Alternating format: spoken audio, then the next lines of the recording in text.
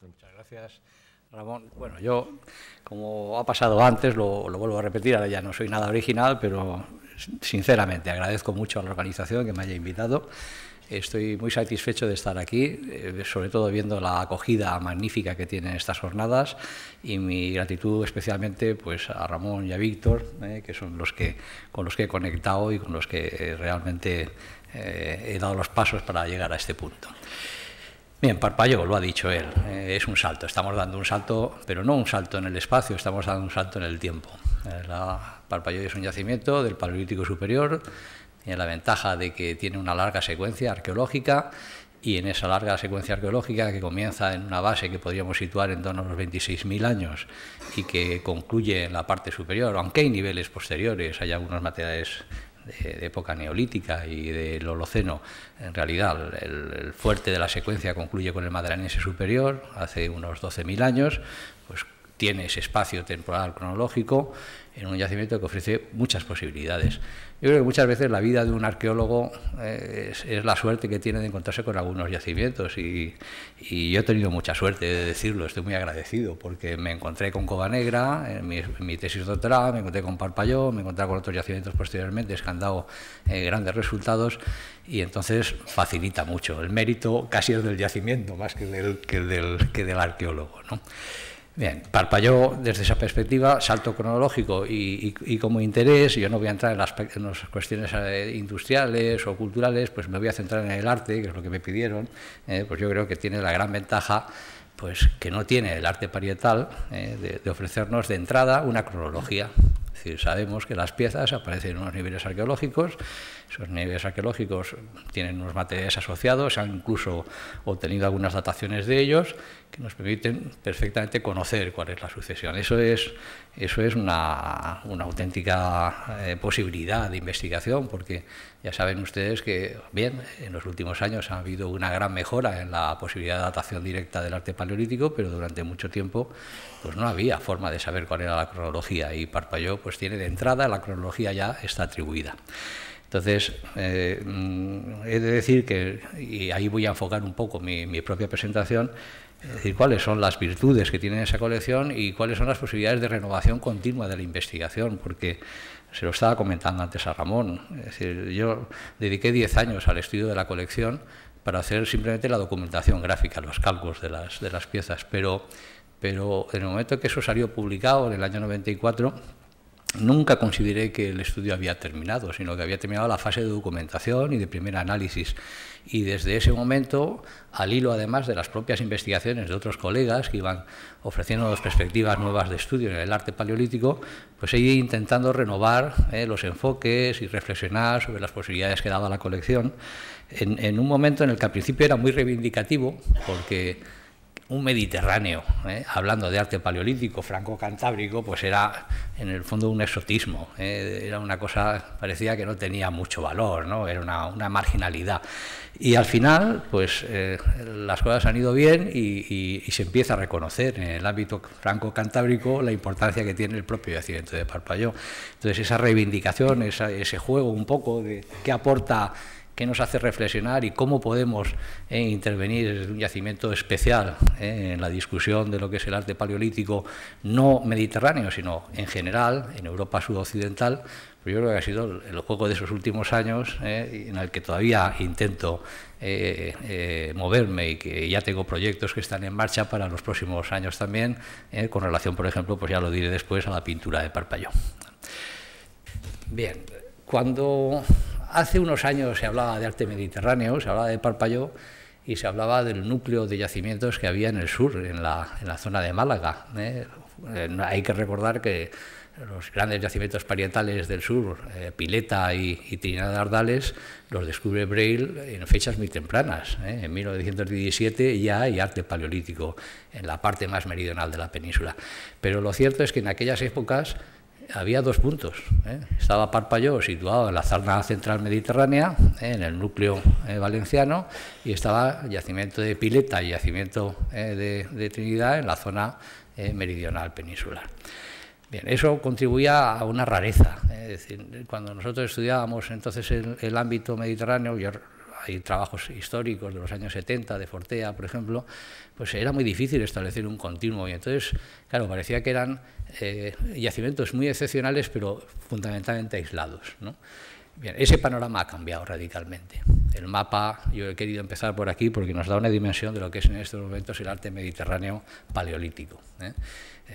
Fíjense, las cifras siguen siendo unas cifras que desde luego están a favor del ámbito cantábrico, pero la importancia que en estos momentos tiene el arte parietal y el arte mueble en el Mediterráneo es muy distinta de aquellos pequeños yacimientos situados, aislados en distintos puntos del mapa. Bien, ¿eso qué nos permite? Nos permite bastantes cosas interesantes a nivel de reflexión, porque antes hablaba de arte mediterráneo casi por defecto. Es decir, bien, pues lo que no es cantábrico es mediterráneo, ¿no? Ahora, pues no, ahora tenemos un continuum de yacimientos en el que nos permite hablar de un arte mediterráneo porque realmente todo ese ámbito mediterráneo. Estaba haciendo ruido, perdonen, porque no me doy cuenta desde aquí. Pues ese ámbito mediterráneo tiene continuidad y esa continuidad nos permite decir hasta qué punto podemos contraponer unas características mediterráneas a unas características cantábricas. No solamente desde el punto de vista del arte, sino desde el punto de vista también de lo que es el hábitat en el Paleolítico Superior. Es decir, hay muchísima información nueva en los últimos años de yacimientos del Paleolítico Superior que nos permiten ver hasta qué punto hay unidad o no en ese ámbito. He de decir que no es del todo unitario.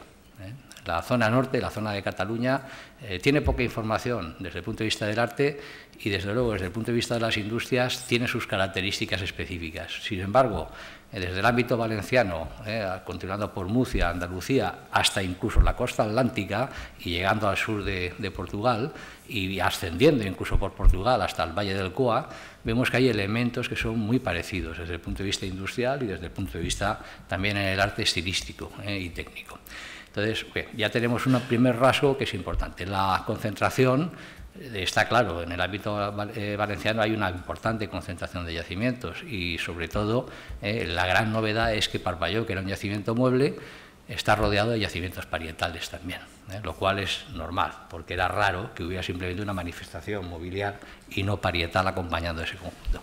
Y estoy seguro, además, porque los descubrimientos lo están diciendo, que en los próximos años va a haber un incremento de la documentación, porque en cuanto se busca, se encuentra. El arte paleolítico al principio estuvo precedido de una mala prensa a nivel mediterráneo, porque los grandes investigadores del momento, sobre todo Breil, pensaba que el papel del arte paleolítico en el Mediterráneo lo desempeñaba el arte levantino. Y entonces ni siquiera lo buscaban, es decir, consideraban que ya estaba ahí, que ya lo habían encontrado, que eran los grandes conjuntos de arte levantino. Y saben ustedes que hasta el final de su vida Breil defendió que el arte levantino tenía una cronología paleolítica. Claro, si ya estaba ahí, ¿para qué buscarlo? Bueno, pues ahora que ya sabemos que el arte levantino no tiene una cronología paleolítica, lo buscamos y cuando lo buscamos lo encontramos. Yacimientos que el propio Breil estuvo, no vio el arte porque no lo buscó. Y desde luego su ojo sí que estaba acostumbrado, no era un problema de capacidad, era un problema simplemente de dónde se centra la atención.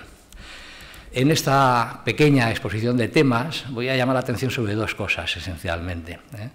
Tenemos unidad, ya lo he dicho, desde el punto de vista industrial, desde el punto de vista artístico, pero también tenemos variación regional. Yo opino que todo el ámbito mediterráneo tiene rasgos comunes, pero desde luego es imposible que haya solamente un grupo, una unidad territorial en él.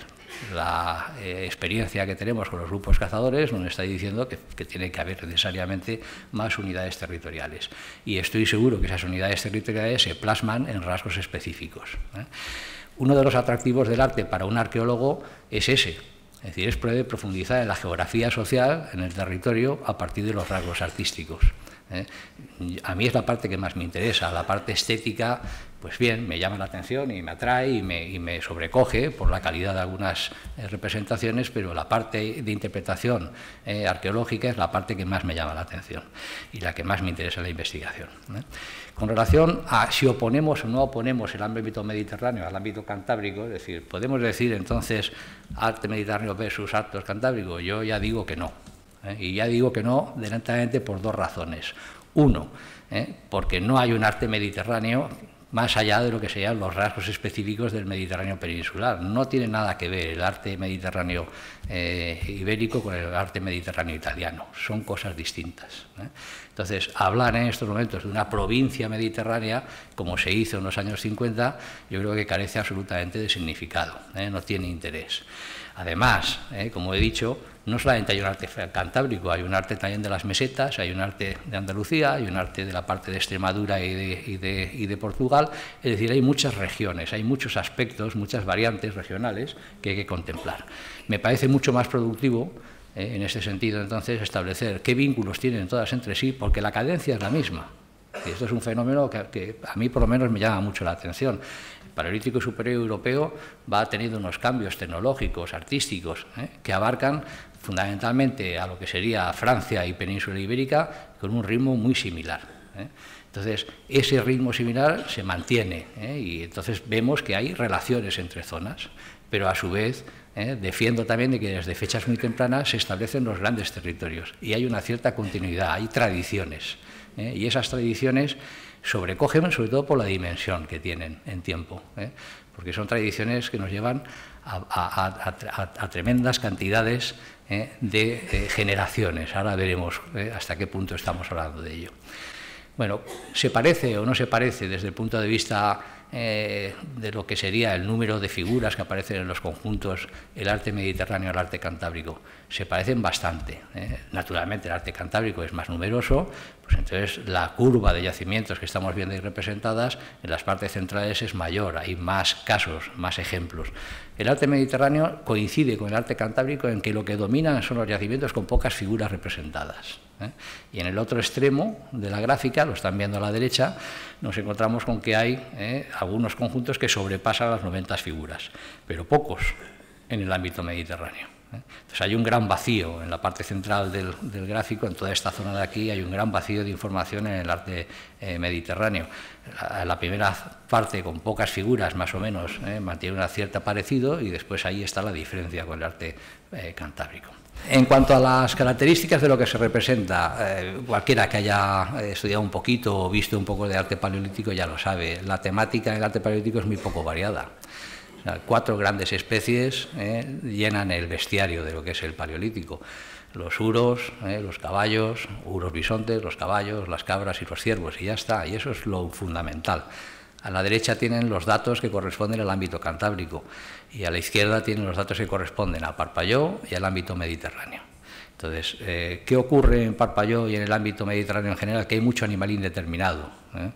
¿Por qué? Y sobre todo en Parpalló, 320, lo están viendo a la izquierda, pues en cuanto una pieza está rota y falta la cabeza, es muy difícil saber a qué cuadrúpedo corresponde. La duda es inmediata. Además, ya verán que en las fallas antiguas la forma de representar las figuras no entra mucho en los detalles anatómicos, con lo cual la duda es todavía mayor. Pero cuando ya clasificamos aquellos que son claros, lo que vemos es que hay una cierta similitud en el ámbito mediterráneo y en el arte de Parpalló. La importancia de Parpalló ya la podemos ver ahí también. 450 animales identificados frente a 281 en el total del arte parietal mediterráneo. Y las cifras de Parpalló yo creo que son llamativas también cuando se comparan con el Cantábrico. 1.400 representaciones parietales identificadas. Estamos hablando prácticamente de 1/3 en un solo yacimiento. Esa es la importancia del yacimiento. Si a eso le sumamos lo que decía antes, si le sumamos que tiene una larga secuencia arqueológica y la duración de esa secuencia, pues nos damos cuenta de que estamos hablando de un fenómeno que tiene unas características, unas potencialidades extraordinarias. Esa pequeña grieta que ven ahí, con una sala que apenas tiene un 8 por 7 metros cuadrados de superficie, 7 por 8 en espacio habitable, una plataforma externa, es verdad, que es mucho más amplia y que permitiría una agrupación mayor de gente, en el macizo del Mondúber, muy cerca de lo que es Gandía, pues a muy poca distancia de la línea del mar, en un medio que se abre tanto al llano como a la montaña y que reúne unas condiciones muy específicas de capacidad de carga en cuanto a consumo de animales, se ubica la Cova del Parpalló. Y esa pequeña cavidad pues, ha dado toda esa secuencia de centenares de miles de piezas, del número en cuanto a líticos y óseos, en cuanto a plaquetas y demás elementos de adorno. Es un yacimiento realmente muy rico. 560 generaciones. calculando una vida media en grupos de cazadores-recolectores de 25 años por generación. La cifra la vemos rápida, pero yo creo que es escalofriante. Es decir, y durante todo ese tiempo ese yacimiento se mantiene ocupado.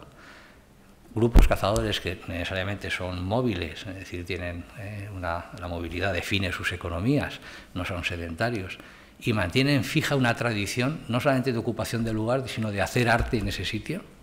Es decir, esto nos está diciendo que hay una continuidad en las tradiciones, y eso es, bueno, comparémoslo con lo que nos separa del mundo romano y el número de generaciones y cómo han cambiado nuestras creencias en muchos aspectos. Y sin embargo ahí, durante 560 generaciones, 14.000, 15.000 años, estamos viendo cómo están haciendo una serie de piezas de arte que mantienen unas constantes gráficas temáticas, aunque vayan cambiando el estilo, aunque vayan cambiando algunos temas, pero que más bien son de continuidad. Bien, por eso cuando yo decía, yo creo que hay continuidad en las ocupaciones regionales, es que me parece que es difícil, es decir, habría que hacerlo al revés, es decir, habría que demostrar que no. Porque si no, este tipo de yacimientos, como pasa después en Altamira o como pasa en otros conjuntos que tienen larga secuencia, o Castillo, por ejemplo, pues nos están diciendo que efectivamente los grupos están establecidos territorialmente, toman sus referentes geográficos, articulan sus poblaciones en esas zonas y mantienen vivas tradiciones que pasan de generación en generación gracias precisamente a esa producción artística. Estoy convencido que el arte es un vehículo de transmisión de conocimiento y las imágenes siguen teniendo la fuerza que tienen para nosotros, pero las imágenes son vehículos de narración.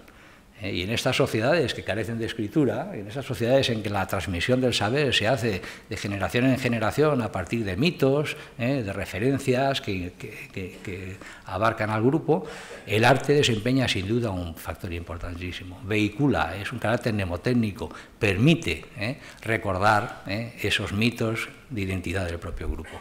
Y sin duda Parpalló tiene que ser leído en esa clave, en la clave de una articulación de un territorio. No sería posible de otra manera.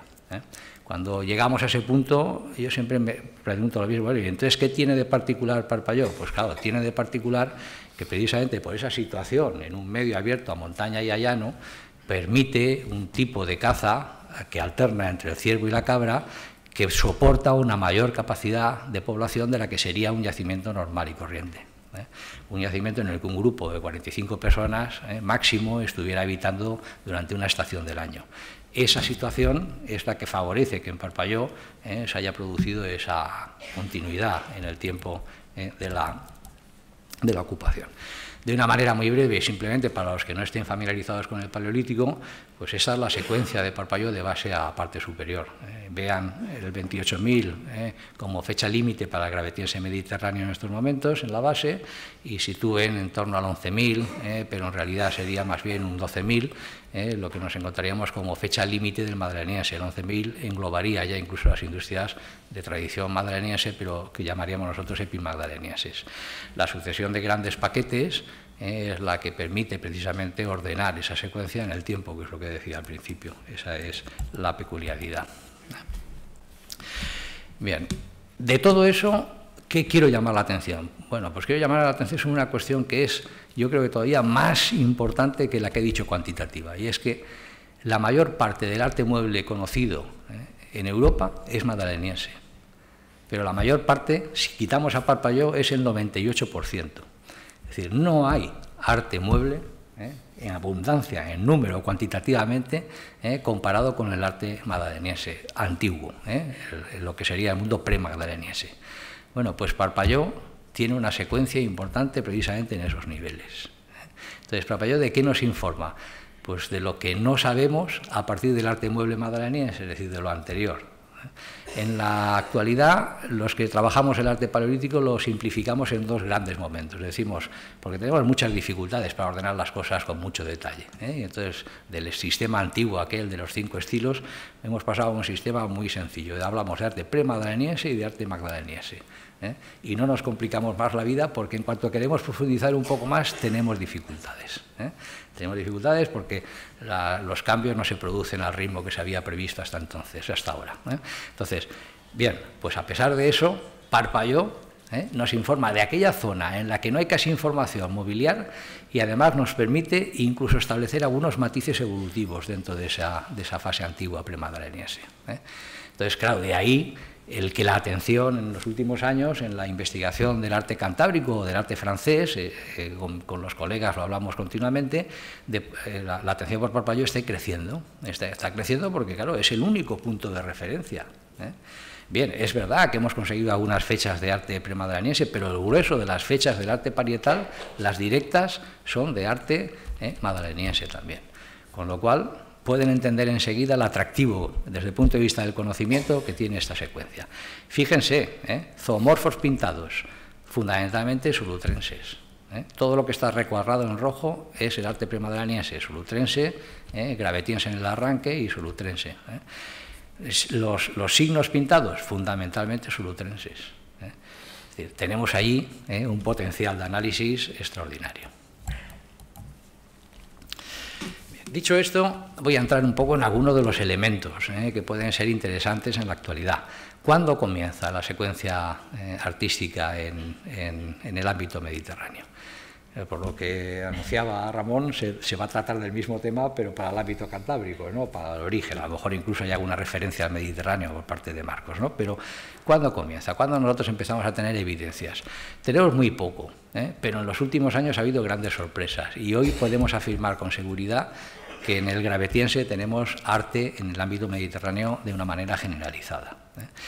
Para ver el contexto del arte, y lo que he colocado en esta diapositiva simplemente son aquellos yacimientos que proporcionan niveles gravetienses, algunos de ellos incluso niveles auriñacienses. Entonces vemos que hay una tremenda distribución de puntos en el mapa. Bien. ¿Qué información fina tenemos en cuanto a cronología? Pues miren, dos piezas, fundamentalmente. Dos piezas en Parpalló y una pieza en Mallaetes, que es un yacimiento que está a apenas 1,5 kilómetros de distancia de Parpalló, en el mismo macizo montañoso. Parpalló, 6.000 piezas, Mallaetes tiene 8 plaquetas, de las que una sola tiene elementos figurativos. Vean la diferencia que hay entre un yacimiento y el otro, la significación que tiene un yacimiento desde el punto de vista cultural para los propios grupos y el tipo de actividades que desarrollan tan distintas. Bien, ¿qué encontramos en los dos yacimientos? Pues encontramos unas convenciones que son características, es decir, figuras desproporcionadas, esos uros que tienen cornamentas que son líneas que van para adelante, cuerpos mal ejecutados, vemos incluso que hay un estrechamiento en la parte que corresponde al enlace del vientre con la parte anterior del animal, es decir, cabezas alargadas, una serie de rasgos que son propios de esos dos yacimientos y que en general coinciden con todo lo que es el arte paleolítico antiguo. ¿Qué más sabemos que es antiguo en el ámbito mediterráneo? Las manos. Las manos positivas y negativas, allí donde se han fechado siempre nos han dado cronologías que sobre todo apuntan al gravetiense. En los últimos años, en el año 2005-2006 empezaba a llamarse la atención sobre este tema. En la actualidad, en los últimos años, pues hay un incremento notable de manos identificadas en yacimientos del ámbito mediterráneo. En principio cabe pensar que todas esas manos tendrían cronologías gravetienses. Alguna podría ser solutrense, pero podrían tener en su mayoría cronologías gravetienses. Fíjense el caso de Pileta. Acaba de publicarse en el 2015, un colega, Miguel Cortés, de la Universidad de Sevilla, ha hecho una revisión del conjunto y ha identificado una serie de manos positivas, en este caso, que aparecen asociadas a animales que desde el punto de vista estilístico perfectamente reúnen características propias del arte gravetiense. Pero es que además en Pileta acaba de publicar ese mismo autor esa ostra que vemos ahí fósil, recogida en un yacimiento externo y llevada a la cueva de la Pileta, que se utilizó como una lámpara paleolítica. Se rebajó mediante piqueteado la forma de la pieza, se conservan en el interior rastros de pigmento que están vinculados después a los pigmentos que aparecen en las pinturas de la cueva, e incluso había restos de carbón depositados en el interior que se tomaron y se consiguió datar. ¿Y qué fecha da? O 26.760, es decir, una fecha gravetiense, una fecha antigua, una fecha previa a lo que se pensaba que era el arranque del arte mediterráneo. Siempre se decía, no, es solutrense, no hay fases antiguas. Pues hay una fase antigua bien definida. Y en los últimos años también, a partir sobre todo de los trabajos que está realizando en Nerja, el grupo que encabeza el doctor Sanchidrián, de la Universidad de Córdoba, pues está empezando a tener una información muy rica sobre la ocupación de la cueva de Nerja, no arqueológica, sino sobre la ocupación pictórica, sobre los elementos artísticos, las señales que dejaron los habitantes del Paleolítico Superior en el interior de la cueva. Y fíjense la batería de fechas que hay ahí situada.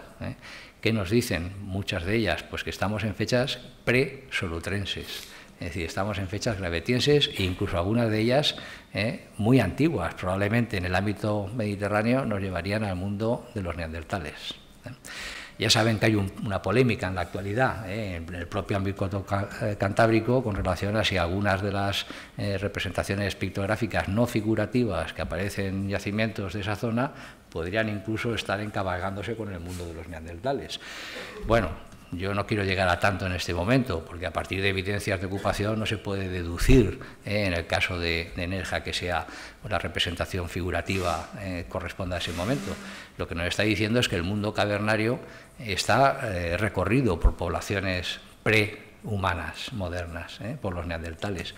Y tampoco nos llama la atención hoy en día eso, porque sabemos que en algunas cuevas, a 330 metros de distancia de la boca, estamos encontrando estructuras, en el caso de los yacimientos franceses de Muniquil, que se ha publicado hace poco, en el que vemos que hay ocupaciones que no son viables entenderlas como ocupaciones humanas, sino como lugares rituales. El mundo subterráneo atrae a los neandertales. Frecuentaban las cuevas. El mundo subterráneo atrajo a las poblaciones del Paleolítico Superior y frecuentaban las cuevas. En algunos casos, la coincidencia de fechas lo que nos está diciendo es que ya en ese momento, en el gravetiense, la cueva de Nerja está siendo habitualmente ocupada, hay una presencia humana y sin duda la cercanía de algunas representaciones que se habían considerado, como es este caso una cierva que aparece en vertical en la zona de los órganos, que se habían considerado como solutrenses, son más antiguas, son gravetienses, tienen cronologías que van en esa dimensión. Bueno, he dicho al principio, los colegas reacios a entender el mundo mediterráneo. Bueno, pues me voy a permitir yo ahora ser un poco crítico con esa reacción. Este es el mapa de relaciones que se establece a partir de Pechmer, de un yacimiento importante, o de Cusack, que son dos yacimientos importantes franceses que tienen cronologías de arte gravetiense, de arte antiguo. Arte gravetiense, arte antiguo. Bien, ven los puntitos a dónde van. A casi todos los lados del Cantábrico, llegan a Alcoa y se extienden ampliamente por el ámbito, por el territorio francés, pero ni uno baja para el Mediterráneo, nada, ni por equivocación, diría yo. Bien, pues yo creo que no es posible mantener eso. Yo creo que hay elementos suficientes como para pensar que el mundo gravetiense, el arte gravetiense está presente en el Mediterráneo. Y está presente en el Mediterráneo, y voy a poner un ejemplo, no me voy a extender mucho en él, porque no quiero entrar mucho en cuestiones de estilo, pero en esa representación los tienen todos. Ven que todos estos caballos tienen un punto en común: cabezas pequeñas, alargadas, morros que tienden a caer para abajo, cuerpos desproporcionados y más bien alargados. Bien. Hay uno que he colocado aquí, que es de la cueva de Les Meravelles, que está al lado también de Parpalló, a apenas 4 o 5 kilómetros de distancia. Pues ese caballo reúne todas las condiciones similares a los caballos que están alrededor. Ese concepto gráfico nos está diciendo que no es posible apartar el mundo mediterráneo del mundo francés o del mundo cantábrico. Y nos ocurre traer lo mismo con la forma de las cabezas de los toros. He puesto también este ejemplo porque me parece evidente. Y he incorporado también un toro de un yacimiento que vamos a ver después un poquito, que es Meravelles otra vez, que es un yacimiento de arte parietal cercano a Parpalló, el mismo del caballo que hemos visto en la representación anterior. Las mismas características en la concepción gráfica. Entonces, ¿qué recomendaría yo a mi colega Lobranché, que es el que publica el artículo anterior en el que está el mapa? Pues, bueno, la atención no se puede centrar exclusivamente en el ámbito cantábrico. La atención hay que centrarla en el conjunto del ámbito peninsular. Y es que el Mediterráneo participa de los mismos rasgos culturales. No está desvinculado. está vinculado al ámbito cantábrico también y guarda a veces relaciones muy estrechas con el ámbito cantábrico y con el sur de Francia, y es lo normal, ¿eh? Entonces, para entender bien el proceso de ocupación de Europa en el Paleolítico Superior, no se puede trazar una frontera absurda, inexistente, y separar el mundo mediterráneo del mundo atlántico, del mundo cantábrico. Es absolutamente un error.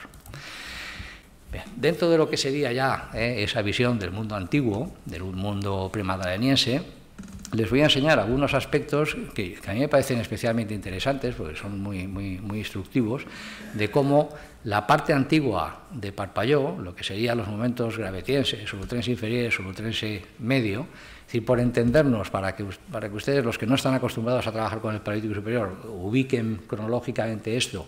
Es decir, si trazáramos una línea cronológica entre el 28 y aproximadamente el 19.000, estaríamos ahí en ese punto, 19.000, 19.500, pues en ese espacio cronológico hay una serie de rasgos que nos apuntan, nos diferencian lo que es el mundo antiguo de lo que es el mundo un poquito más avanzado. Es decir, Parpalló, por decirlo de una manera clara, nos da un guiño de lo que podría ser la evolución del arte premadaleniense. Nos da algunos elementos. También les voy a decir, yo creo que sí, que nos los da, pero también nos enseña la dificultad que tiene.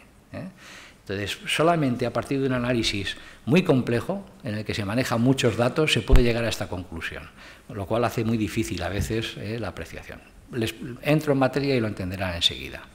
Cuando yo analizo las piezas de Parpalló y las comparo incluso con Meravelles, que es el yacimiento que he citado hace un momento, ¿qué estamos viendo? Pues estamos viendo que hay algunos animales que tienen una forma muy peculiar de hacer las patas, y es que se separan, se dan cuenta que divergen en la parte distal, se van abriendo. Bien, esa solución se ocupa siempre una posición antigua dentro de la secuencia. Vuelvo a mirar las piezas del yacimiento y entonces encuentro una serie de animales que tienen una forma de hacer las patas también muy características. Yo las he llamado patas en arco. Dibujan una línea que puede ser más o menos naturalista y la conciben además desde una perspectiva biangular. Están viendo esas patas desde delante y no desde el lateral. Entonces las sintetizan en dos planos y crean esa visión, que es una visión un poco rara, es un poco impactante porque es muy poco naturalista en nuestros ojos actuales, acostumbrados a trabajar con la perspectiva correcta. Entonces estamos viendo cómo se representan. Esas patas en arco tienen siempre posiciones cronológicas antiguas en Parpalló. Pasamos a otro caso, las patas que yo llamo de tres trazos. Para hacer la pata posterior en este animal, por ejemplo, se ven perfectamente que hay 4 trazos. En la parte anterior hay 3 exclusivamente, 3, vamos viendo cómo se repiten en varios ejemplos las 3 trazos exclusivamente, se sintetizan, se pierde uno. Bien, ¿qué posición tienen? De nuevo la misma, antigua. Cuando analizamos eso en cuanto a perspectivas, porcentajes, número de piezas que aparecen, es evidente. Las patas en arco tienen una posición antigua, solutrense, pero antiguo, no el solutrense ya evolucionado. Las paralelas abiertas divergentes, solutrense, antiguo y gravetiense. Las patas de 3 trazos, posiciones también antiguas. En contraposición, para que se den cuenta, el arte madaleniense es el arte del detalle, es el arte de la pezuña, es el arte de entrar en los aspectos más naturalistas de la figura. Bueno, pues las vemos aquí, las patas con pezuña que ocupan posiciones más bien avanzadas, posiciones madalenienses. Es decir, la secuencia nos está diciendo que efectivamente cumple lo que serían los rasgos básicos entre arte premadaleniense y arte madaleniense, pero a su vez, dentro del arte premadaleniense nos da un guiño, una indicación de lo que pueden ser los cambios, los procesos que se van a registrar durante la evolución del Paleolítico Superior. La pintura. La pintura es un nuevo elemento que nos indica cuál es el arte antiguo frente al arte reciente, el arte premadaleniense frente al arte madaleniense. Vean en el cuadro, las líneas que están en rojo en la parte inferior son un porcentaje de piezas pintadas en la colección de Parpalló. ¿Dónde están? En el arte solutrense. Ahí. ¿Qué vemos en las técnicas de grabado? En la parte superior del gráfico, pues vemos que hay también tendencias de cambio temporal. Hay trazos que están presentes en toda la secuencia, pero hay otros que tienen unas disposiciones cronológicas muy precisas. El trazo doble, el trazo repetido y el trazo compuesto. Uno madaleniense, otro solutrense evolucionado, otro solutrense antiguo. Es decir, una gradación no en 2 fases, sino en 3, que sería la parte interesante. Bueno, les he colocado esta diapositiva porque me parece sumamente interesante. He hablado 5.600 plaquetas, pero yo voy a ser crítico con esa colección. Yo creo que está exagerada. Es decir, el conjunto de plaquetas pintadas que se han identificado son tremendas, hay miles de plaquetas pintadas. Hemos hecho un análisis reciente de los pigmentos en Parpalló y hemos determinado un poco los pigmentos negros y los pigmentos rojos y amarillos. Y hemos llegado a la conclusión de que muchas de las piezas que hemos considerado como pintura en realidad no son piezas pintadas, son restos de procesado de pigmento. Y entonces, sin duda, el número total de piezas pintadas habrá que rebajarlo de una manera drástica. Y yo creo que el gráfico de arriba nos lo dice perfectamente. Las dos columnas, la azul y la verde, nos están indicando las presencias de zoomorfos y de signos definidos pintados. Y la otra, la roja, lo que nos dice son superficies con pintura. Es imposible que la pintura experimente un descenso y que lo otro experimente un aumento, o se mantenga siquiera constante. ¿Qué estábamos encontrándonos ahí? Pues estábamos encontrando un mundo en el que el pigmento, como bien sabemos, en todo el Paleolítico superior, se manipula, se utiliza para cuestiones que son técnicas e incluso de decoración corporal, y entonces estamos encontrándonos piezas que son simplemente restos del procesado. Si hacemos entonces una revisión crítica de eso, que es lo que me encuentro ahora, pues yo creo que la colección disminuirá sensiblemente, y entonces a partir de ahí empezaremos a tener unos rasgos más realistas de lo que ha sido el conjunto. En la foto les he querido poner dos ejemplos de lo que serían unas patas de un animal, representado con pintura y con grabado en la parte inferior, y después la combinación de colores, porque la bicromía está presente en Parpalló también, entre el rojo y el amarillo. Bien, y vamos a ver algunas de las piezas. Hay una selección de lo que es la colección de Parpalló. Y voy primero a ordenarlas cronológicamente, porque yo creo que así también se hacen un poco el ojo a lo que sería la propia evolución. Este es un caballo pintado desproporcionado, que tiene un cuerpo muy alargado, un relleno interno, curioso, porque es un relleno que podría ser una línea de despiece.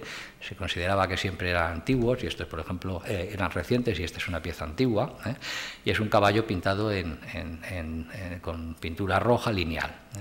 Fíjense cómo la figura, aunque tiene una fractura en la parte izquierda inferior, se ajusta a lo que es el espacio disponible.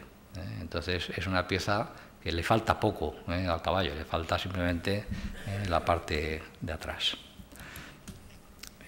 Quería poner algunas pintadas porque es la parte más sobresaliente de Parpalló, y también porque permite alguna de ellas algún comentario curioso. Las piezas se hacen y después se abandonan. Se tiran, se rompen y se integran en los niveles de ocupación y no les prestan el más mínimo cuidado. No es, mucha gente me pregunta cuando hablamos de Parpalló, bueno, ¿es un santuario? ¿Cumplen las plaquetas el papel que cumplirían las piezas que aparecen en las paredes, en los conjuntos parietales? No, no están ahí permanentemente, no se mantienen. Sea cual sea la función y la significación que le dieran, es una significación de corta duración. Está vinculada a la ejecución y al rito, y después pierde su valor. Y se fracturan, sistemáticamente se fracturan y se queman, como es esta que estamos viendo, como hay distintas alteraciones posicionales dentro de la pieza. Una pieza de una cabra pintada en rojo, en el que vemos ahí los detalles de las pezuñas, viene la parte del vientre y falta toda la parte superior del lomo. Solamente tenemos la parte inferior. Uno de los iconos más conocidos de Parpalló es esta forma de caballo, el caballo, lo que se van a llamar en el ámbito franco-cantábrico los picos de pato. Son crineras muy marcadas, muy pronunciadas, que dan un pequeño salto con relación a lo que es la línea de la frente. Aquí no se ve porque las luces rasantes a veces, pues es lo que pasa, resaltan unos trazos y otros no, y es muy difícil verlos todos a la vez, pero aquí están las dos orejitas que van para adelante, y vemos después aquí, aunque no se ve, ya les digo yo que está la línea del cuello que desciende. Bien, es un caballo clásico de lo que es el mundo solutrense y está en el mundo solutrense. Y otro de los iconos de Parpalló que también nos sirve para ver la variedad de soluciones que le dan. No he querido entrar en mucho detalle, pero fíjese que la forma en que tratan la parte anterior y la parte posterior es distinta. Aquí hay una forma de representación en perspectiva biangular y aquí es un perfil absoluto.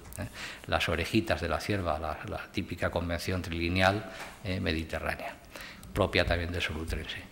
Y a ver si lo pueden ver, espero que sí en la proyección. Esta es una de las cosas más interesantes de Parpalló, y es que desde fechas muy tempranas, en ese mundo premadaleniense, hay escenas. Y hay escenas que son curiosas. Y en este caso, algunos animales representados que se salen de lo que es la norma típica. Aquí lo que tenemos es una cabra, que es lo que primero vemos, que es la cornamenta, y la cabeza está aquí en este punto, las patas anteriores, el vientre, y después las patas posteriores que se van un poco en fuga hacia atrás, ¿verdad? Con un volumen posterior muy masivo. Bien, pues junto a la cabra hay un afrontamiento de esta otra figurita que está rellena de trazos cortos. Espero que los vean ahí en la proyección. Bien, la cola es una colita pequeña y vertical, las orejas son orejas también verticales y pequeñas, la cabeza es una cabeza corta, y hemos identificado esta figura como un lince. Y la coloración de la piel parece que va apropiada a eso. Bien, está saltando sobre el cuello de la cabra. Y hay documentados en la actualidad en Doñana ejemplos de los que los animales, cuando pasan situaciones de crisis, el lince puede llegar a atacar a algunas cabras.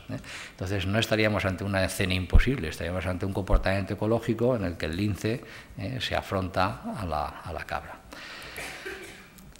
Bien, como les he dicho, hay posibilidad de establecer diferencias, y es lo que un poco voy a intentar enseñarles. Ahora hemos dado un salto y nos hemos metido en lo que serían las piezas del solutrense avanzado, en piezas que están ya en los horizontes de 18.500 en adelante, hasta el 17.000.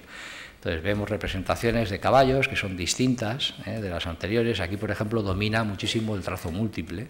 En este uro, con perspectiva biangular oblicua, y ven los cuernos con la oreja, pues aparece también el trazo múltiple. Tiene un efecto también muy fuerte. Imagínense, aquí incluso llega a verse la diferencia de pátina que tiene el trazo con relación a la superficie. Eso sería lo normal. En el momento que se raspa la superficie, saldría un color blanquecino, que sería muy contrastado. Entonces, estos animales pues guardan esa representación. Y una de las piezas más curiosas en el ámbito mediterráneo es la temprana aparición, en contextos también de solutrense evolucionado, de lo que es el grabado estriado, que después tendrá una etapa distinta, porque yo creo que es distinto del grabado estriado cantábrico, allí en el madaleniense, pues aquí en el solutrense avanzado. Y ven aquí esta figura, no se ven los cuernos, pero créanme que de ahí surgen dos trazos, que son una cabra, que está representada con esa técnica de relleno. Lo llamativo es que en este momento empiezan a tener más atención por el relleno interno de la figura, que siempre es marginal en la colección de Parpalló. O sea, la atención por el relleno, por el modelado, nunca desempeña un papel clave. Ven aquí otro ejemplo de técnica muy específica de solutrense evolucionado, que es el trazo repetido, casi crea una sensación de relieve, en el que vemos una figura rota en la parte de la cabeza de una cabra. Aquí se ve un cuerno perfectamente definido, la parte de la cabeza estaría aquí, el cuerpo que abaja, y todo el relleno interior del animal mediante líneas de distintas orientaciones. Bueno, en la foto esta no se ve, pero aquí tiene un rectángulo asociado. El rectángulo es un signo que en el ámbito cantábrico aparece siempre en contextos avanzados del solutrense. Entonces, coincidencia de nuevo en los signos y no solamente en los animales que se representan. Y dos escenas en el ámbito del planteamiento de Parpalló, en esas fases avanzadas, que son espectaculares, en mi opinión. La primera, porque los dos animales que están a la carrera nos dan un planteamiento de la perspectiva de dos planos, lo que nosotros llamamos el recubrimiento parcial. La primera figura tapa un plano de la segunda figura, y por tanto las patas se tiran hacia adelante, pero las partes inferiores y el vientre no se dibujan. Es planteamiento de la perspectiva de grupo. Bien, esa perspectiva de grupo aparece en el solutrense en Francia también, y aparece en el Mediterráneo en esa misma cronología. Solutrense avanzado, Fourneau du Diable, es un yacimiento con un gran bloque que tiene dos uros en recubrimiento parcial, en un relieve, en un falso relieve. Pues aquí en la misma cronología. Y fíjense en esta pieza de aquí, una cierva, se ve perfectamente las orejitas aquí, la cabeza, el cuerpo, y dos cervatillos que van asociados a la madre, una escena maternal. Típica también del arte paleolítico. Dominan las escenas de preacoplamiento y las escenas maternales. En este caso, además, también etológica. Las dos crías vinculadas a la madre. Entonces, hay diferencias incluso de tamaño entre una y otra.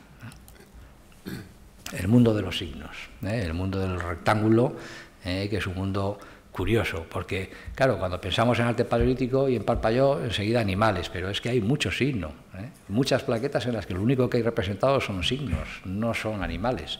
Aparecen frecuentemente los animales siempre asociados a los signos, pero también nos encontramos signos solos. Y en este caso, en el mismo contexto cronológico que hemos visto antes de esa cabra con el rectángulo, pues vemos plaquetas, hay varias que tienen rectángulos también grabados en el interior. Bien, y aquí ahora, en ese mundo del final del Solutrense, ya estamos llegando casi al Magdaleniense, nos encontramos algunos bloques que además nos dan técnicas específicas que nos dicen que está a la mano del artista. Es la suerte de haber podido encontrar un procedimiento técnico que solamente está documentado en 3 piezas.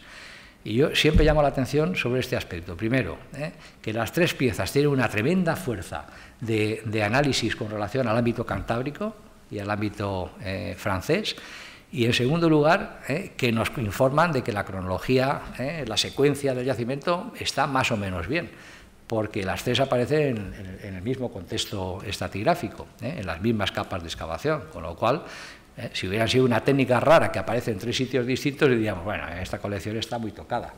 Si vemos que aparecen en un mismo contexto, pues es una garantía de que la colección aparece más o menos en su posición. Ya se puede, cuando digo más o menos, yo creo que porque la prudencia tiene que guiarnos en cualquier análisis de una colección antigua. Parpalló se excava finales de los años 20, principios de los años 30. Se pueden imaginar que las técnicas de aquellas fechas no son las mismas que las de ahora. Por tanto, no le vamos a poder pedir la precisión cronológica, estratigráfica a la excavación de Pericot en Parpalló, de la que podríamos pedirle a un yacimiento que está excavando ahora. ¿Quiere decir eso? Pues que hay una cierta dificultad en algunos momentos, a la hora sobre todo de establecer los tránsitos.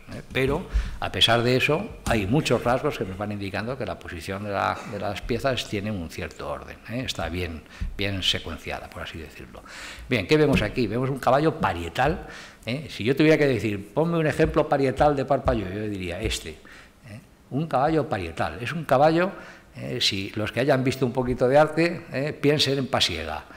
Estamos viendo un caballo de pasiega, estamos viendo un caballo de lo que es ese concepto de crinera, de pintura, de desarrollo. Bien, ¿combinado con qué? Con signos que son muy parietales. ¿Ven? Todos los puntos que aparecen rodeando al animal, es un concepto muy parietal en cuanto a la asociación de animal y signo. ¿Qué tiene de peculiar la técnica? Yo creo que lo ven. Hay como una especie de zona blanca alrededor de la pintura, ¿verdad? Hay un raspado externo. Ese raspado externo se hace una vez hecha la pintura, una vez aplicado el color, y es una forma de resaltar y de marcar bien el dibujo de la propia pintura. Bien, esa técnica de raspado externa, que no tiene paralelo en el arte parietal, no se conoce. Entonces, es interesante en sí misma. Bien, pues ahí tenemos un detalle de ese caballo con la técnica de raspado.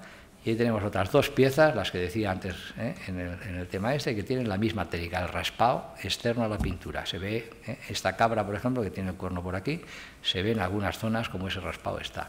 Fíjense en esta figura de cuadrúpedo no identificado, probablemente sea un bóvido. Ven también la técnica de raspado externa en algunas zonas de la pintura. Bueno, de nuevo lo mismo, a los que les guste el arte, si quieren buscar paralelos de este concepto volumétrico y de esa disposición de patas, piensen en el Lascaux, piensen en el mundo de tránsito de lo que sería el arte solutrense y el arte magdaleniense. Bien, pues, ¿qué nos está diciendo esta diapositiva? Nos está diciendo un mundo muy mediterráneo en el concepto de la cabra, de cuellos esbeltos y delgados, y un mundo muy cantábrico y muy francés. Un momento de amplia relación. Bien, pero es que, claro, es el momento en el que los niveles a los que corresponde eso están las industrias finales solutrenses, que tienen también amplias dispersiones por todo lo que sería el sudoeste de Europa. Claro, si las industrias se asemejan y marcan sus regiones, pero tienen un fondo común, ¿cómo no lo van a tener los elementos artísticos? ¿Cómo no lo van a tener las ideas que van asociadas a esos elementos artísticos? Yo creo que ahí está la posibilidad de establecer esa dimensión supraterritorial. Llamo la atención siempre sobre lo mismo.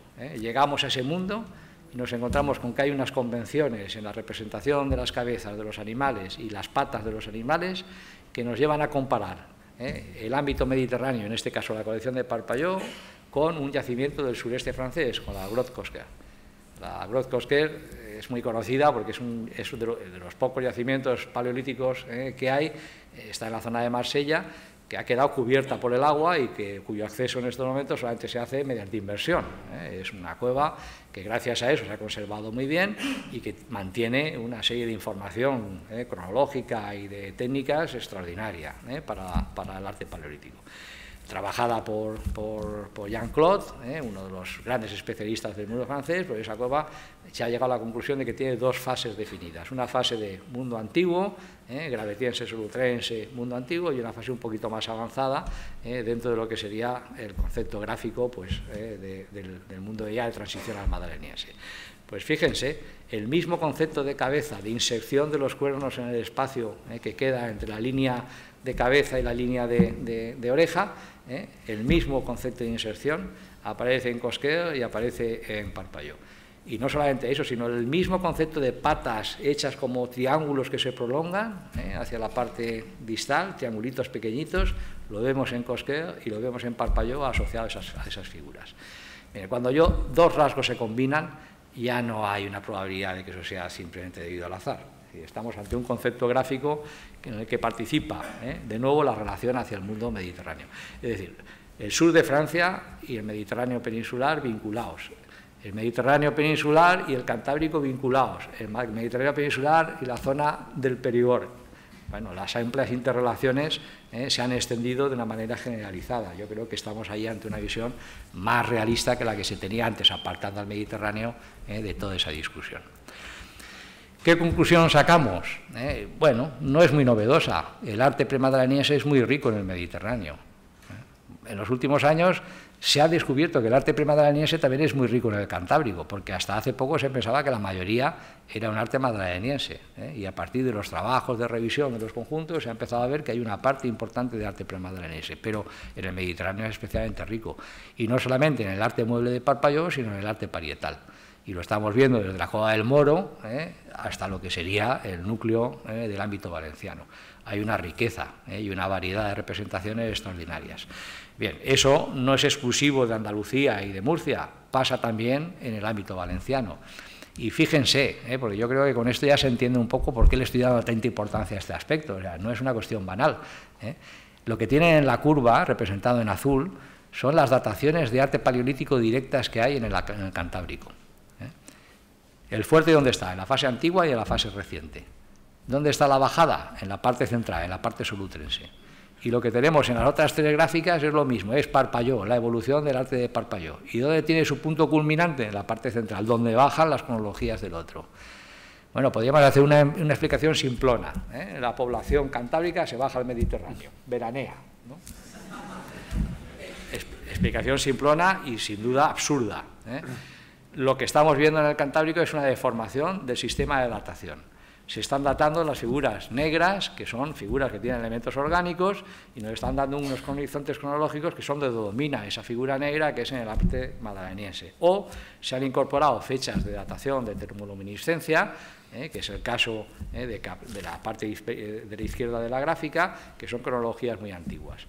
Entonces, sin duda, es una deformación. Hay un arte también de esa misma cronología, lo que pasa es que pasa desapercibido.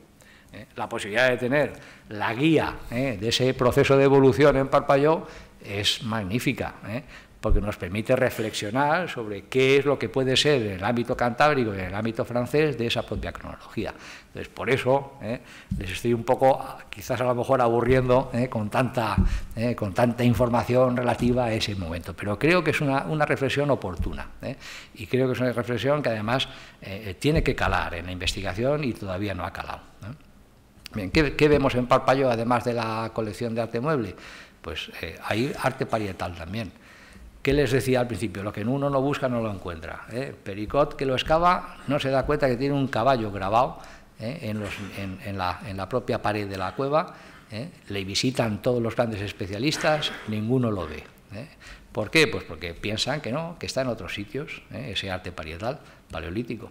Entonces, lo tienen ahí situado en ese punto. Como conocemos la estratigrafía, podemos saber la posición que tendría la persona que lo grabó, si estaba de pie o cuclillas, podríamos ver sus distancias corporales y a partir de ahí decir, bueno, pues tiene que estar en esta o en esta fase, más o menos. Bien, pues nos encontramos con que nos remite eso a los niveles basales del yacimiento, que serían los niveles de solutrense inferior y medio. Ese caballo es el que tienen aquí, y es un caballo de características muy antiguas dentro del arte premadrileñense. Pero lo curioso, lo que llama más la atención, es ese signo, que ven ahí la fotografía y el detalle, que es un signo que aparece siempre en contextos antiguos, en el ámbito franco-cantábrico, ya no en el Mediterráneo. Es decir, que las coincidencias nos reafirman que hay unos continuos contactos entre las dos zonas durante el Paleolítico. Bien, uno de los hallazgos más interesantes y que más satisfacción me ha dado a mí también en mi propia investigación en los últimos años ha sido el descubrimiento de la cueva de les Meravelles. La cueva de les Meravelles es un yacimiento que visitó Breil, que incluso recogió materiales de ella, que se proponía excavar, aunque al final no lo hizo. Está situada a muy poca distancia de Parpalló y está ahí en el macizo, en lo que sería la Serra de la Falconera. Es una zona que está muy cerca de Gandía.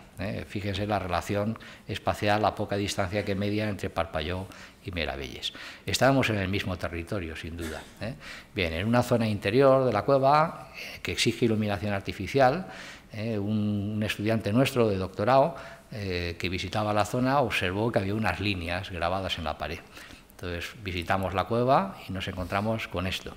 Nos encontramos con que efectivamente en una zona de la cavidad había un punto en el que había saltado un recubrimiento, una costra que cubría un panel de grabados y que dejaba en medio al descubierto esta figura de aquí, que es una figura que tiene una cornamenta aquí de uro, ahí tiene la testuz, viene por ahí el cuello, la línea del anterior y después la quijada, interrumpida por ese recubrimiento que tiene distintas capas de formación.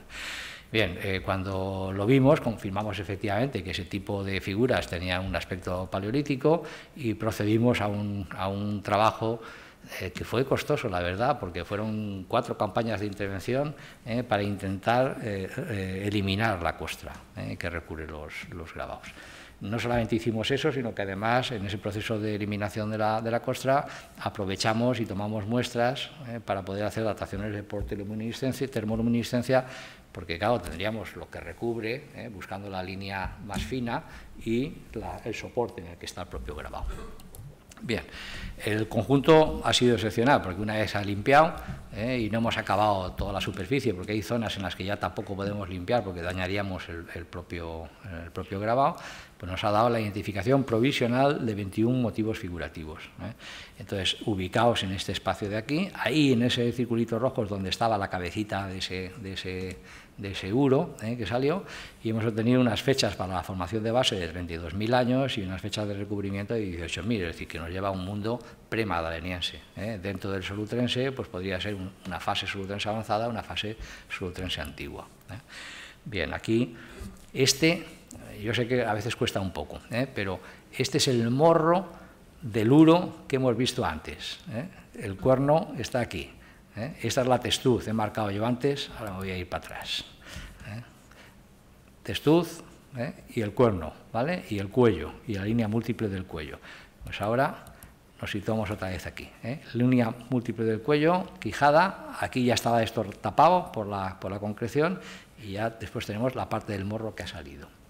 Bien, ¿qué estamos viendo? Hay un montón de líneas. Hay un recubrimiento de figuras que nos permite distinguir 2 fases al menos de ejecución.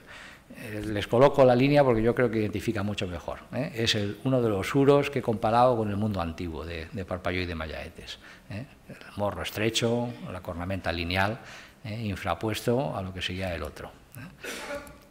Bien, más figuras en el momento de salir, algunas y otras ya limpias. Una figura de un caballo, representada en esta zona del yacimiento.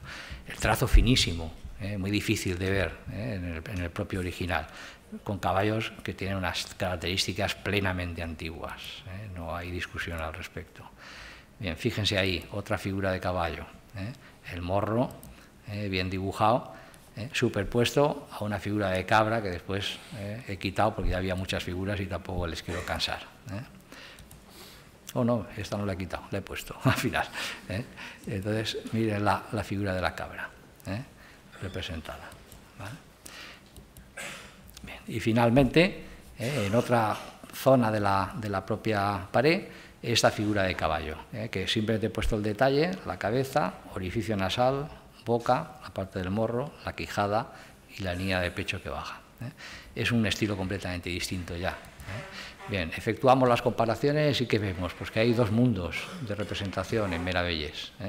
Hay un mundo de figuras antiguas, que es el que tenemos aquí, cuyos paralelos van directamente a lo que sería el mundo antiguo de Parpalló. Cabezas pequeñas, cuellos masivos, cuerpos desproporcionados que ganan en masividad hacia la parte inferior. Y vemos una segunda fase en la que lo que dominan son los elementos que se comparan en el mundo ya avanzado de Parpalló. Fíjense aquí, por ejemplo, cómo las cabezas del uro que he hecho referencia antes a él, pues tienen sus paralelos en Parpalló y la forma que tiene de colocación las cornamentas en biangulares oblicuas y los detalles de las orejas. Bien, ¿qué más ha crecido en ese mundo mediterráneo últimamente? Pues en la Cova del Conte, muy cerca de Parpalló también, en la zona de Pedreguer, pues ha aparecido un conjunto parietal que tiene varios caballos grabados y hay excavaciones realizadas en el mismo que nos han dado fechas gravetienses, van al mundo antiguo. En el ámbito andaluz, en la zona de Almería, en Ambrosio, es bien conocido ya desde hace unos años que las excavaciones de Ripoll pues nos han dado conjuntos parietales que están tapados por niveles solutrenses que nos dicen que es un arte solutrense, premadaleniense. En Pileta y en Nerja se han sacado dataciones absolutas directas que nos permiten relacionar estas representaciones con un mundo también solutrense o premadaleniense. Y en general, ¿qué vemos? Pues vemos que cuando vemos el mundo premadaleniense en Parpalló es muy difícil separar, porque yo digo, hay rasgos de diferenciación, pero hay otros elementos de continuidad que hacen muy difícil separar lo que son las técnicas de ejecución del solutrense avanzado del solutrense antiguo. Entonces ahí está el momento difícil de la investigación. ¿Qué tomamos y qué no tomamos? Y así, al final siempre digo lo mismo, una combinación de rasgos. O sea, nunca puede ser un rasgo solo el que nos permita definir la cronología de una figura. Es una combinación de rasgos y hay que estudiarlos bien para poder decidirse. Las formas de pico de pato se extienden a lo largo de todo el arte solutrense. Las cornamentas de los toros se extienden a lo largo de todo el arte premadaleniense. Las mismas convenciones en la representación de las cabezas de las ciervas se extienden a lo largo de toda la secuencia premadaleniense. No hay forma de decir una es más antigua y la otra es más reciente. Entonces, ¿qué tendremos que ver? Pues las combinaciones de perspectiva de patas, las formas de planteamiento de cuerpo, las técnicas de ejecución, es decir, una combinación, solamente una combinación. Bien, voy a dedicar la última parte, los pocos minutos que me quedan, porque no me has dado el recordatorio intermedio. Pensé que lo llevabas tú ya. No lo llevaba, no. Yo me enrollo como una persiana. No. Bueno, voy a comprimir porque yo sé que es muy pesado, más de una hora. Entonces, y más de una hora y cuarto ya es excesivo. Bien, el arte madaleniense es importante en el Mediterráneo. Se había dicho que había muy poco. Yo he reivindicado en los últimos años que hay más de lo que se había pensado. El madaleniense en general está muy bien documentado también en el Mediterráneo. Y pongo siempre con orgullo la diapositiva esta en la que se ven los arpones, algunos de los arpones, porque tenemos 18 arpones solamente en el madaleniense de Sendres, que es un yacimiento que estoy excavando en Teulada, en Moraira, también relativamente cerca de Parpalló, unos 40 kilómetros de Parpalló. Bien, pues, y lo digo con orgullo porque además, junto con un arpón de Santimamiñe, creo recordar, el que más número de dientes tiene en la península es ese que están viendo ahí, el que aparece en la parte de la, central derecha de la diapositiva. Conserva un montón de dientes. Entonces es uno de los arpones más completos. Bien, hay un madaleniense. Vean la diferencia que hay. Arte parietal madaleniense y pimadaleniense, 22 yacimientos. Número de zoomorfos, 128. Arte mueble madaleniense y pimadaleniense, es decir, mundo final, 10 yacimientos. 250 zoomorfos. De los 250 zoomorfos, 202 son de Parpalló. Es decir, tenemos un peso muy fuerte de Parpalló en el arte mueble. En el arte parietal, no. En el arte parietal En Parpalló, por ejemplo, no existe arte parietal madrileniense. Bien, hay una serie de yacimientos que nos indican que hay dos zonas. Una zona en el ámbito norte del ámbito valenciano, del país valenciano, en el que tenemos un arte muy tardío dentro del madrileniense. Y hay una zona muy interesante en el sur peninsular, en lo que sería el Estrecho, la zona del Estrecho, en el que tenemos conjuntos que tienen unos rasgos muy peculiares porque son conjuntos de muy poca profundidad, son casi covachines, diríamos que hasta abrigos en algún caso, que tienen decoraciones madrilenienses. En total, yo creo que se ve que hay un arte madrileño importante. Las fechas que están obteniendo en Nerja van en la misma línea. Nos están dando fechas en algunos casos que son madrileniense, y madrileniense que no está ni siquiera documentado en la secuencia arqueológica del yacimiento, madrileniense inferior. Entonces, es interesante, medio e inferior. Entonces, se comprueba, el arte madrileniense tiene entidad. ¿Qué hay de madrileniense en el ámbito valenciano? Muy poco, muy poco. Tendríamos el caso de la Cova Fosca, que lo que inicialmente se consideró que era un arte antiguo solutrense, se ha visto que no, que es un arte madrileniense, y ahora me explicaré el porqué de estas dudas. Y hemos encontrado recientemente en Requena, en la parte interior, un caballo también sobre un conjunto de muy poca profundidad, un covachín muy parecido a los del sur, a los de Cádiz, en los que aparece un caballo pintado. Bien, ese contexto se acompaña en Parpalló pues, de unas plaquetas interesantes. Este ciervo, por ejemplo, plenamente madrileniense, esta representación de una cierva con las orejas, los ojos, la boca, es decir, muchos detalles de carácter naturalista, que es madrileniense. Esta cabra de trazo compuesto, en el que se ven las dos cornamentas y la parte de la cabeza, y después como toda la línea de perfil está repasada con tracitos cortos. Estos suros, un jabalí, un animal que aparece rarísimamente en el arte paleolítico, representado en esta plaqueta madrileniense, o esta cierva con orejas en V, que es un rasgo muy típico también de las representaciones madrilenienses. Bien, y después un mundo complejísimo de signos, complejísimo. Si entráramos ahora, tardaríamos un rato. Hay de todo tipo, líneas quebradas, reticulados, zigzags, líneas serpentiformes, escaeriformes, articulaciones de distintos tipos. Es un mundo muy complicado, muy rico. Alguno pintado, como este arboriforme, ahí tienen un meandriforme representado. Ese mundo tiene algunas piezas, el arte madrileniense de Parpalló, algunas piezas que tienen rasgos que entrarían en lo que siempre se ha considerado como que es típico del arte madrileniense, que es el naturalismo. Naturalismo, es decir, un arte que intenta ser más detallado, más realista en las proporciones, que da cuenta un poco de pezuñas, de detalles corporales como los ojos, la boca, cosas de ese tipo, donde ahí tienen una representación de lo que podrían ser los rasgos más naturalistas de Parpalló. Pero, y con esto voy a acabar, pero ¿qué tiene de peculiar el arte madrileniense de Parpalló? ¿Y por qué hay una tremenda dificultad en identificar lo que es el arte madrileniense? Y incluso por qué eso hace que en algunas ocasiones, personalmente, yo difiera de las interpretaciones que hacen de algunos conjuntos de la meseta o incluso de Andalucía con relación a la cronología. Pues es que el arte madrileniense se separa muy poco. Este es un resultado de un análisis multifactorial, en el que se han comparado todas las piezas de la colección de Parpalló, y para ver un poco cómo trabajamos en esta perspectiva cuantitativa, todas las piezas de la colección de Parpalló, teniendo en cuenta aspectos técnicos, estilísticos, de lo más variado. Bien, se hace el análisis factorial y se representa, y a partir de esa representación, ¿qué observamos? Que está todo muy agrupado en la parte central, hay muy poca diferenciación. La diferenciación más neta se produce entre el arte pre-madrileniense antiguo, que es lo que aparece aquí en color salmón, de lo que sería el arte pre-madrileniense reciente, que es lo que aparece en verde.